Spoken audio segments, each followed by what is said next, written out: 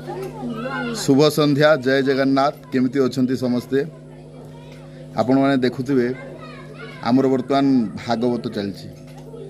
भागवत मुझे गोटे भल कथाटे पढ़ली जे प्रकृत रे मनीषर मन स्थिर केतले रहिबो मनीष मन सेतेबेले ही स्थिर रहिबो जेतेबेले से कृष्ण पाखे ता मनटा रही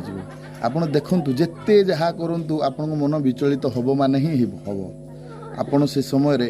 केवल भगवान को ना ही उच्चारण करंतु जेतेबेले आपण मनटा बहुत अशांत हुए आपण कहारी सहारा पाते से भगवान को ना को ही धरंतु ठीक सेमिति कृष्ण नाटा गोटे एमती आज्ञा शतभार सुवर्ण गो कोटि कन्यादान तथापि न हुए कृष्ण नामेर समान